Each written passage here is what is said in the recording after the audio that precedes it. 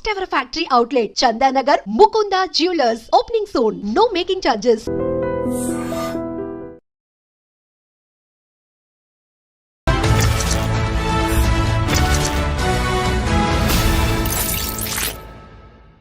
అందరికీ నమస్కారం. నేను Swaroopa Potlapalli. Welcome to I dream. అగ్రరాజ్యం అమెరికా 47వ అధ్యక్షుడిగా బాధ్యతలు స్వీకరించిన తర్వాత డొనాల్డ్ ట్రంప్ దూకుడుగా వ్యవహరిస్తున్నారు. ముఖ్యంగా అమెరికాలో ఉండి పార్ట్ టైం జాబ్స్ చేసుకుంటున్న విదేశీయుల వీసాలను రద్దు చేస్తామని ఆయన ప్రకటించారు. ఇంకొక వైపు ఫారినర్స్ కి జన్మతహా వచ్చే పౌరసత్వాన్ని కూడా ఫిబ్రవరి 20 తర్వాత రద్దు చేస్తామని ఆయన ఎగ్జిక్యూటివ్ ఆర్డర్ మీద సైన్ కూడా చేశారు. కాకపోతే అక్కడి న్యాయస్థానాలే ఆయన్ని తప్పుపట్టాయి. అలాగే ఆ ఆర్డర్ని తాత్కాలికంగా నిలిపివేస్తూ నిర్ణయం కూడా తీసుకోవడం జరిగింది. అలాగే విదేశాల నుంచి వచ్చే వస్తువుల మీద కూడా అధిక పన్ను విధించడం, ఇలా రకరకాలుగా ట్రంప్ తీసుకుంటున్న నిర్ణయాలు చర్చనీయాంశంగా మారాయి. ఇప్పుడు భారత్ కూడా ట్రంప్ నిర్ణయాల మీద ఆచితూచి వ్యవహరిస్తోంది. అయితే ఇవన్నీ కూడా ఈ రెండు దేశాల సంబంధాల మీద ఎలాంటి ప్రభావం చూపించబోతున్నాయి? ప్రస్తుతం నాతో పాటు అమెరికాలో 30 ఏళ్లుగా ఉంటున్న ఎన్ఆర్ఐ అలాగే జీటీఏ ఫౌండర్ విశ్వేశ్వర్ రెడ్డి గారు ఉన్నారు. ఆయనతో మాట్లాడి వీటన్నిటి మీద ఒక మంచి అనాలిసిస్ తీసుకుందాం. సార్ నమస్తే. నమస్కారం. ముఖ్యంగా ఈ పార్ట్ టైం జాబ్స్ చేస్తున్న వాళ్ళ వీసా రద్దు గురించి మాట్లాడుకుందాం సార్. ఎందుకంటే మన భారతీయులు 3 లక్షల మంది విద్యార్థులు అక్కడ ఉన్నారు. ఎప్పుడైతే ట్రంప్ ఈ నిర్ణయం తీసుకున్నారో ఆ తర్వాత జరిగిన చెకింగ్స్లో 18,000 మంది మన భారతీయులు పట్టుబడ్డారు. దీంతో అసలు ఇక్కడ ఉంటున్న తల్లిదండ్రులు, అక్కడ ఉంటున్న పిల్లల్లో చాలా టెన్షన్ మొదలైంది. ఎందుకంటే అమెరికాలో చదువుకోవడం అంటే చిన్న విషయం కాదు. లక్షల రూపాయలు కావాలి, కనీసం 50 లక్షలు కావాలి 2 ఏళ్ళు అయితే చదువుకోవాలంటే. అలాంటప్పుడు జాబ్స్ చేయక తప్పని పరిస్థితి. దీని మీద రకరకాల అపోహలు అయితే ఉన్నాయి. మీలాంటి సీనియర్ ఎన్ఆర్ఐస్ దీని మీద ఒక క్లారిటీ ఇస్తే అందరికి కూడా టెన్షన్ తీరిపోతుంది. తప్పకుండా. టిపికల్గా ఏంటంటే ఈ వీసా సిస్టంలో మన వాళ్ళు స్టూడెంట్ రూపకంగా అక్కడికి వస్తారు. అంటే మేజర్గా వచ్చే దానిలో F1 వీసా అని అంటారు. తర్వాత H1B వీసా ఒకటి ఉంటుంది స్కిల్డ్ లేబర్లో. తర్వాత మన పేరెంట్స్ కానీ ఇన్లాస్ కానీ వచ్చేది విజిటర్ వీసా మీద వస్తుంటారు. అంటే ఇప్పుడు ఎకో సిస్టంలో ఈ 3 అయితే ఇంటిగ్రేట్ అయి ఉంటాయి. ఇంకా there are number of visa types ఉన్నాయి. ఆల్ఫాబెటికల్ లెటర్లో A to Z మధ్యలో ప్రతి లెటర్కి ఏదో ఒక వీసా టైపు అమెరికా వెల్కమ్ చెప్తుంటుంది. అంటే కంట్రీ లోపలికి రావడానికి, because as this is an immigrant country they welcome everyone. So ఇక్కడ ఉన్న సిచ్యువేషన్ అంటే మేజర్గా మనకి ఇంపాక్ట్ ఏంటంటే F1 వీసాలో వీసాకి వెళ్ళే ముందు మనం ఏం చెప్తామంటే అక్కడ I-20 అని ఒకటి ఫామ్ ఉంటుంది. అందులో ఏం రాస్తారు, కాలేజ్ ఫీజు ఉంటుంది, కాలేజీలో బోర్డింగ్ అండ్ లాడ్జింగ్ ఫీజు ఉంటుంది. టిపికల్గా ఆ డబ్బుకు మన దగ్గర ఉన్నాయి, అయితే మన డబ్బు ఉంది, లేదంటే మన బ్యాంకు లోన్ రూపకంగా మేము కడతామని చెప్పేసి ఒక డ్రాఫ్ట్ లెటర్ తీసుకెళ్ళి వీసా ఆఫీసర్కి మనం ఇక్కడ ఏదైతే కాన్సులేట్లో వీసా ఇంటర్వ్యూకి వెళ్తాం చూడండి, అప్పుడు మనం చూపిస్తాం. అంటే మా దగ్గర డబ్బు ఉంది, అయితే మన సొంత డబ్బు లేదంటే లోన్ డబ్బు బ్యాంక్ ద్వారా తీసుకుంది. నేను అక్కడ ఉండి ఆ 2 సంవత్సరాలు 3 సంవత్సరాలు చదువుకునే క్రమంలో అక్కడ అయ్యే ప్రతి ఖర్చును కూడా నేను ఇక్కడి నుంచే తీసుకెళ్తానని మనం ప్రామిస్ చేస్తాం. ఇక్కడ ఆ ప్రామిస్ బేస్డ్ మీదనే మనకు వీసా ఇస్తారు. నేను అక్కడ వెళ్ళి ఫస్ట్ సెమిస్టర్ 2 సెమిస్టర్ నేను డబ్బు తీసుకెళ్తాను, తర్వాత 3rd 4th సెమిస్టర్కి నేను అక్కడ పని చేసుకొని నేను చేస్తానంటే అక్కడ వీసా ఇవ్వరు. సో ఈ టిపికల్ ప్రాసెస్ అనేది స్టాండర్డ్ ప్రాసెస్. అంటే ఇది ఒక 2 years 3 years కింద పెట్టింది కాదు, చాలా ఏళ్ళ నుంచి కూడా మన ఇక్కడ నుంచి వెళ్తున్న చాలామంది స్టూడెంట్స్ ఇది ఫాలో అవుతున్న సిస్టమ్. సో ఇప్పుడు ఏమవుతుందంటే new digital age, so tracking ఇది ఈజీ అయిపోయింది. ఇప్పుడు మన స్టూడెంట్స్ వచ్చి ఏం పని చేస్తారు, ఒకప్పుడు అంత ట్రాకబిలిటీ లేకుండేది. ఇవాళ ఏమవుతుందంటే ఎవ్రీథింగ్ ఇస్ ట్రాకబిలిటీ. ఇది యూజువల్గా మన వాళ్ళు అక్కడికి వెళ్ళి F1 వీసాలో చేసే జాబ్స్ ఉంటుంది చూడండి, అది గ్యాస్ స్టేషన్ కానీ, గ్రాసరీ స్టోర్ కానీ, లిక్కర్ స్టోర్ కానీ, వాట్ ఎవర్ ఇది హార్డ్ జాబ్స్ అంటారు మనం అక్కడ.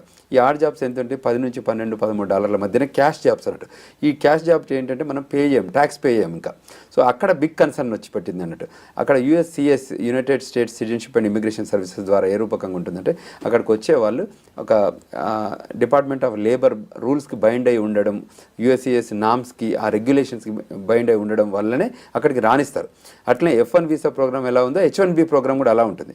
H1 కూడా వర్క్ పర్మిట్ ఇస్తారు. మనం అక్కడ H1 3 years ఎక్స్టెన్షన్ ద్వారా మళ్ళీ ఇస్తుంటారు. సో ఈ రెండిట్లలో కూడా ఇప్పుడు ఇమీడియట్ ఇంపాక్ట్ ఎవరు ఆలోచిస్తున్నారంటే మన స్టూడెంట్స్. సో స్టూడెంట్స్ నేను మధ్యలో ఈ ఇంటర్వ్యూ ప్రాసెస్ కూడా చాలామంది మీట్ అయినప్పుడు చెప్పిందంటే మా అబ్బాయికి మేము ఫస్ట్ సెమిస్టర్ కట్టాము, మిగతా సెమిస్టర్ డబ్బును అక్కడే హార్డ్ ఎర్న్డ్ మనీ తీసుకొని అది మళ్ళీ ఫీజు కడతారు. So which is the violation of regularities. అంటే అక్కడ ఏదైతే నామ్స్ ఇమిగ్రేషన్ నేషనాలిటీ యాక్ట్స్ అని ఉంటాయమ్మా ఇక్కడ ఉన్నట్టే, అని ఇమిగ్రేషన్ నేషనాలిటీ యాక్ట్ ప్రకారమే మనం వీసా ఇస్తారు. అవి వయలేట్ చేస్తే ఏం చేస్తారంటే ఆ నిమిషం మేము పట్టుకోరు. మనం ఎప్పుడైతే మళ్ళీ కంట్రీ బయటికి వెళ్ళి లోపలికి వస్తామో అప్పుడు పోర్ట్ ఆఫ్ ఎంట్రీలో పట్టుకునేవాళ్ళు. అంటే సెకండరీ ఇన్స్పెక్షన్లో పక్కకు తీసుకెళ్ళి అక్కడ ఇంటర్వ్యూ క్వశ్చన్స్ అడిగేసి అక్కడ దానిలో వయలేట్ చేస్తే డిపోర్ట్ చేస్తారు. అది ఒక ప్రాసెస్. ఇప్పుడు ఏంటి, ఈ ట్రంప్ అడ్మినిస్ట్రేషన్ వచ్చాక 2.0లో ఇప్పుడు ఐస్ అంటుంది, ఇమిగ్రేషన్ కస్టమ్స్ ఎన్ఫోర్స్మెంట్. సో ఈ ఐస్ ఏదైతే డిపార్ట్మెంట్ ఉంటుందో ఈ ఐస్లో ఉన్న ఆఫీసర్స్ ఏం చేస్తారంటే దే సైట్ ఆడిట్స్కి వెళ్తారు. ఇవాళ today they put up on their website, మీరు ఎక్కడైనా ఈ స్టూడెంట్స్ పనిచేస్తున్నా కానీ ఎక్కడైనా చేస్తే మాకు రిపోర్ట్ చేయండి అని చెప్పారు. అమెరికాలో లాలో ఏముంటుందంటే you see something you say something అని అంటుంటారు. ఆ నామ్స్లోనే పనిచేస్తుంటారు. ఇప్పుడు ఆ కంట్రీ చాలా immigrant welcoming country, because the country itself is immigrant country. కాబట్టి హిస్టారికల్గా 400 ఏళ్ల నుంచి కూడా చాలామంది అక్కడికి మైగ్రేట్ అవుతున్నారు. ఎస్పెషల్లీ గత 40-50 సంవత్సరాల నుంచి ఇండియన్స్ ఎక్కువ వెళ్తున్నారు. సో ఈ గత 20 సంవత్సరాల నుంచి తెలుగు వాళ్ళు ఎక్కువ వెళ్తున్నారు. అంటే ఇండియన్స్, గుజరాతీ వాళ్ళు కానీ పంజాబీ వాళ్ళని వెళ్ళేవారు. ఈ తెలుగు ప్రపంచం 20 ఏళ్ళ నుంచి బాగా జరుగుతుంది. ఎస్పెషల్లీ ఆ Y2K ఉండే చూడండి, అప్పటి నుంచి ఎక్కువ రావడానికి ఆస్కారం ఉంది. అప్పుడు కొన్ని వీసాలు కూడా పెంచి ఉండేవాళ్ళు. సో ఈ F1లో ఉన్నప్పుడు పేరెంట్స్ ఎక్కువ ఫీల్ అవుతున్నది ఏంటంటే మనం అది అక్కడ వెళ్ళి మా పిల్లలు పని చేస్తారు, ఇప్పుడు మా పిల్లలు పని తీసేస్తున్నారని. ఇది చేయడము తీయడం అనేది అందులో నామ్స్లో లేదు. సో మనం చేయడం తప్పు, ఇట్స్ అ వయలేషన్. చేయొచ్చు. ఒక 20 అవర్స్ ఆథరైజ్డ్ వర్క్ ఉంటుంది. ఒక యూనివర్సిటీలో వెళ్ళి మాస్టర్స్ కోటా కింద మనం అక్కడ జాయిన్ అయితే అందులో వాళ్ళకి 20 అవర్స్ పనిచేయచ్చు. ఇది ఆన్ క్యాంపస్ జాబే చేయాలి. బయట వెళ్ళి పనిచేయడానికి అథారిటీ లేదు, దాన్ని అన్ఆథరైజ్డ్ వర్క్ అంటారు. సో ఇందులో మనం వెళ్తే తప్పకుండా మనం వయలేట్ చేసినట్టు అవుతుంది. కాబట్టి ఆ కంట్రీ నామ్స్లో మనం ఉండాలనేది మన ఉద్దేశం. సో దాన్ని మనం ప్రాపర్గా కమ్యూనికేట్ చేయగలిగితే స్టూడెంట్స్ కానీ స్టూడెంట్స్ పేరెంట్స్ కానీ ఒక ఎడ్యుకేషన్ ఇవ్వగలిగితే వాళ్ళు ప్రిపేర్ అయి ఉంటారు. సో మనం ఎక్కడైతే లెటర్ ఇచ్చామో మనం ఎన్ని లక్షలు అవుతాయి అన్ని లక్షలు మనం సపోర్ట్ చేస్తామని చెప్పి మళ్ళీ మనమే వయలేట్ అవుతున్నాం కదా. సో ఒకసారి జాయిన్ అయ్యాక అంటే కంట్రీ లోపలికి వెళ్ళాక మనం కరెక్షన్ చేస్తున్నాం. Correction they are not welcoming it. ఎందుకంటే అమెరికా గ్రేట్ అగైన్ అనే ఉద్దేశంతో ఆయన ఎలక్షన్లకు వెళ్ళారు. అమెరికా ప్రెసిడెంట్ అయ్యారు. Electoral vote, popular vote, senate, house of represent అన్నిట్లలో కూడా మెజారిటీ వాళ్ళకి వచ్చాయి. సో ఇప్పుడు వాళ్ళు ఏం చేస్తున్నారు, కరెక్షన్ ఆఫ్ ద కంట్రీ. ఎక్కడెక్కడైతే గ్యాప్స్ ఉన్నాయో, ఎక్కడెక్కడైతే కంట్రీని మిస్యూజ్ చేశారో వాటి మీద కరెక్షన్ చేస్తున్నారు. ఎస్పెషల్లీ మీరు ఇంతకుముందు ఒక పాయింట్ రేజ్ చేశారు, అది బర్త్ రైట్స్ మీద. సో బర్త్ రైట్స్ ఎలా ఉండబోతుందంటే ఒకప్పుడు మేము హిస్టారికల్గా H1B డిపెండెంట్ H4 మీద వెళ్ళేవాళ్ళు కానీ తర్వాత విజిటర్ వీసా మీద వెళ్ళేవాళ్ళు కానీ చాలామంది అక్కడికి వెళ్ళిన బై బర్త్ సిటిజన్షిప్ ఇచ్చేవాళ్ళు. సో ఇప్పుడు ఈ ట్రంప్ అడ్మినిస్ట్రేషన్ ఏమన్నారంటే ఆ బై బర్త్ సిటిజన్షిప్ మిస్యూజ్ జరుగుతుంది. ఎప్పుడైతే కంట్రీ కరెక్షన్ ఎప్పుడు చేస్తుందంటే మిస్యూజ్ జరిగినప్పుడు. సో దాన్ని ఏమంటే బర్త్ టూరిజం లాగా మార్చేశారు. సో మన వాళ్ళు విజిటర్ వీసా మీద వెళ్ళిన వాళ్ళు కానీ మిగతా సౌత్ అమెరికన్ కంట్రీస్ కానివ్వండి, లాటిన్ అమెరికన్ కానివ్వండి, కరేబియన్ ఐలాండ్ నుంచి వచ్చిన వాళ్ళు ఏంటంటే వాళ్ళు ల్యాండ్ బార్డర్స్ ఉంటాయి వాళ్ళ కంట్రీస్కి. మనం అంటే ఎయిర్లో వెళ్ళాలి కానీ వాళ్ళకి ల్యాండ్లో. సో ఒక హిస్టారికల్గా ఏంటంటే వాళ్ళు టన్నెల్ రూపకంగా కానివ్వండి, గోడల దింకు రూపకంగా పెద్ద బార్డర్, ల్యాండ్ బార్డర్. సో ఎక్కడెక్కడనో ట్రక్కుల రూపకంగా చాలా వేల మంది హిస్టారికల్గా అనాథరైజ్డ్గా వెళ్ళారు కంట్రీ లోపలికి. ఇల్లీగల్ ఇమిగ్రేషన్ అంటారు దాన్ని. సో వెళ్ళిన వాళ్ళు ఏం చేస్తున్నారు, వాళ్ళకి అక్కడ పిల్లలు పుడితే ఏమవుతారు, వాళ్ళు సిటిజన్స్ అవుతున్నారు. సో ఇది దాంతో ఏమవుతుందంటే కంట్రీ ఎకనామిక్ దానిలో ఇబ్బంది అవుతుంది. సో దాన్ని కంట్రీ ఏమవుతుందంటే we need to correct it. It's also ఈ సదరన్ కంట్రీస్ నుంచి వచ్చే వాళ్ళని కూడా ఆపాలంటే this is the best thing అని చెప్పేసి ఆయన హీ ఇంట్రడ్యూస్ దట్ బిల్.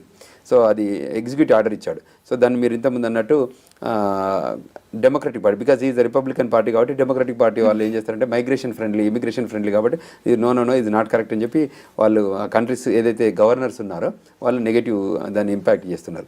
అదేవిధంగా వాషింగ్టన్ స్టేట్లో ఉన్న కోర్టు సిస్టంలో కూడా వాళ్ళు కూడా ఏం చెప్పారంటే దీన్ని హోల్డ్ చేసి పెట్టారు. దీని మీద అంటే మీరు ఎగ్జిక్యూటివ్ ఆర్డర్ ఇచ్చే కంటే ఎక్కువ దీన్ని కాన్స్టిట్యూషనల్ అమెండ్మెంట్ చేస్తే బాగుంటుంది అనేది వాళ్ళ ఉద్దేశం. అంటే ఏదైనా ప్రాపర్గా వెళ్తే బాగుంటుంది. దానిని president take a decision rather than discussing in the senate or congress Capitol హిల్లో డిస్కస్ చేసి ఒక అంటే కన్సెన్సస్గా తీసుకొస్తే బాగుంటుంది.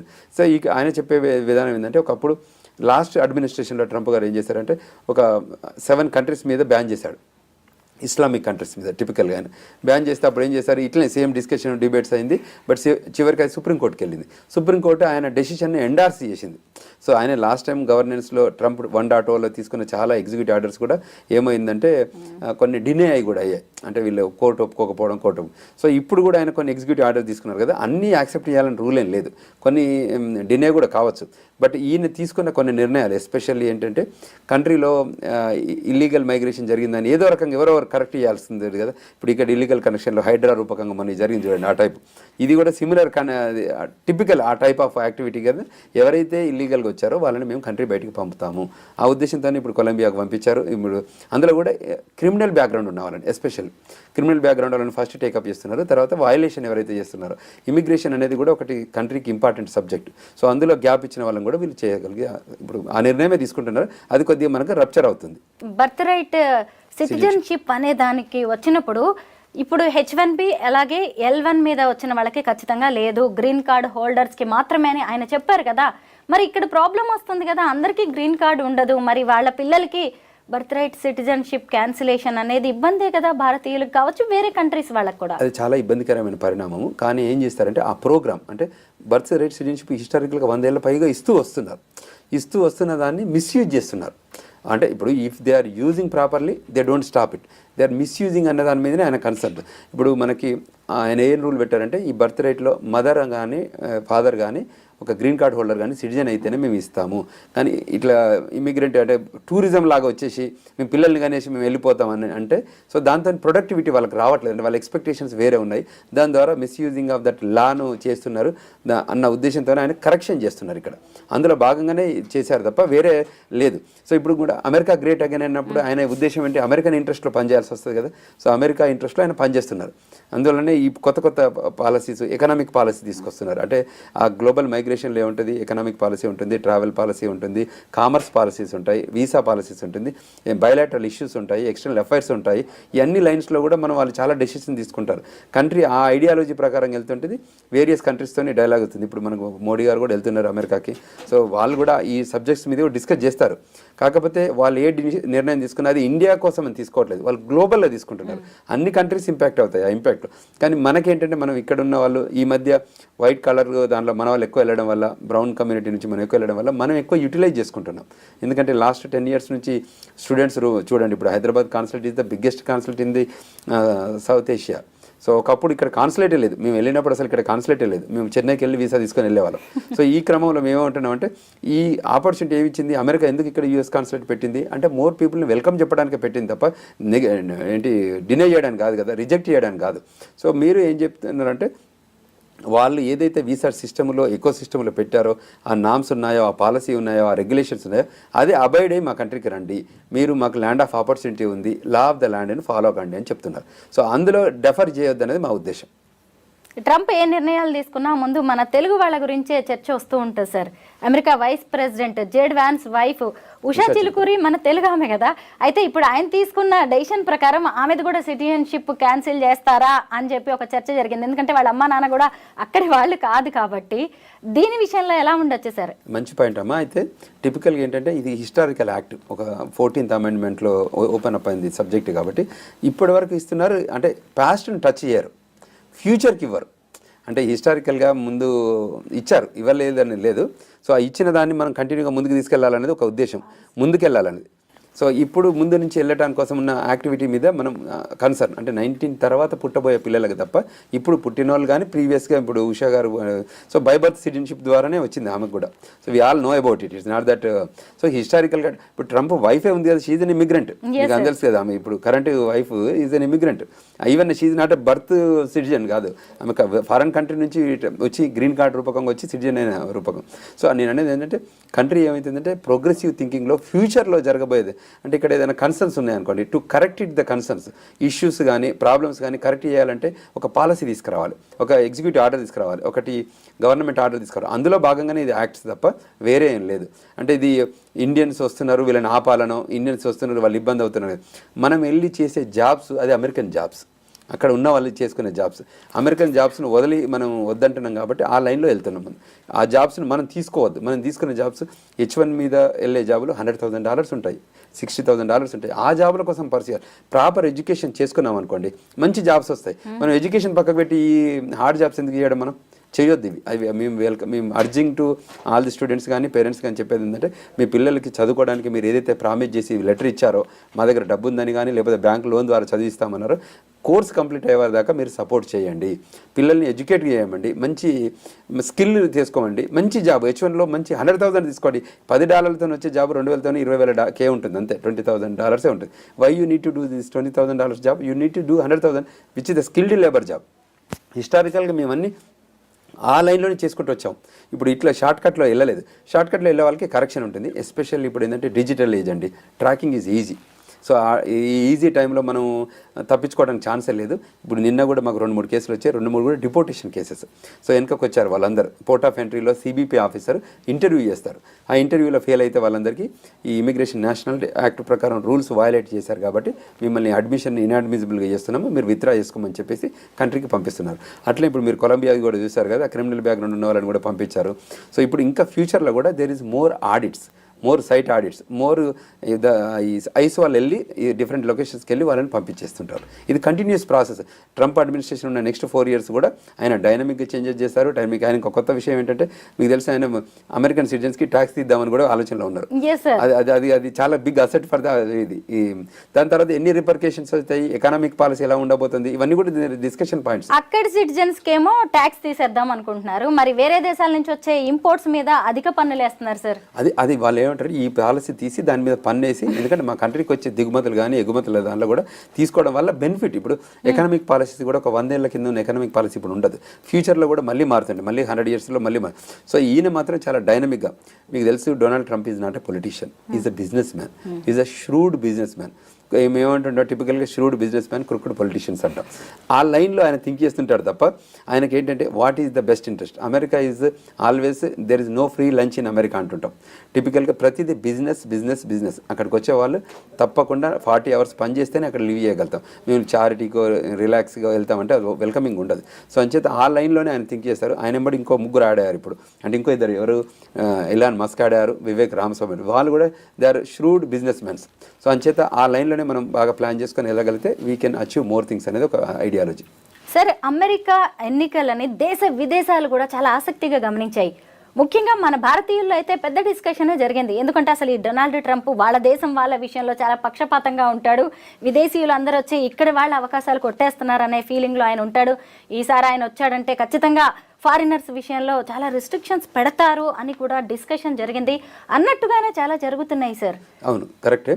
యాక్చువల్లీ అందులో కూడా మేము చాలామంది సపోర్ట్ కూడా చేస్తాం. అంటే టిపికల్గా 1.0లో కూడా చాలా హెల్ప్ చేస్తారు, అంటే ఇండియన్స్ కూడా హెల్ప్ చేస్తారు. ఆయన పాలసీలో ఏమంటే 2 things అండి. Legal is for legal immigration, is against to the illegal immigration. ఇది 2 points అన్నట్టు. ఇల్లీగల్ ఇమిగ్రేషన్స్తో 11 million ఇల్లీగల్ ఇమిగ్రెంట్స్ ఆ కంట్రీలో ఉన్నారు, వాళ్ళని పంపించాలనేది ఆయన ఐడియాలజీ. సో అది చెప్తున్నారు, ఎందుకంటే అక్కడ ట్యాక్స్ పే చేయట్లేదు వాళ్ళంతా క్యాష్ జాబ్స్ చేస్తున్నారు. ఈ గ్యాస్ స్టేషన్ కానీ, గ్రోసరీ స్టేషన్ కానీ, లిక్కర్ స్టోర్ కానీ అనాథరైజ్డ్ వర్క్ చేస్తున్నారు, వాళ్ళు క్యాష్ తీసుకుంటున్నారు. So which is not welcoming. ఇప్పుడు పెద్ద పెద్ద కంపెనీలో పనిచేసే వాళ్ళకి బాగానే ఉంది. సో ఆయన ఎప్పుడు కూడా అంటే ఓపెన్, హానెస్ట్, బ్లంట్గా కమ్యూనికేట్ చేస్తుంటాడు ఏదైనా చేయడు. Is interest is American interest. Being a president of the country, he's interest is Americanized act. So foreign countries నుంచి కూడా వెల్కమ్ చెప్తున్నారు, కానీ లీగలైజ్ ప్రాసెస్ అన్నమాట. రేపు పొద్దున ఇండియన్స్కి మాస్టర్ చేసిన ఎబిలిటీ ఉన్న వాళ్ళకి డైరెక్ట్ గ్రీన్ కార్డ్ కూడా ఇవ్వచ్చు. ఆ లైన్లో కూడా ఉన్నారు, ఆయన పాజిటివ్ ఆ లైన్లో ఉన్నారు. లాస్ట్ టైం కూడా మనకు 2 years 3 years బ్యాక్ ఉంది, మన పోస్ట్ పాండమిక్ రిసెషన్ వచ్చిన తర్వాత, ప్రీ పాండమిక్ అప్పుడు కూడా బైడెన్ అడ్మినిస్ట్రేషన్లో కూడా చాలా ఇష్యూస్ వచ్చాయి.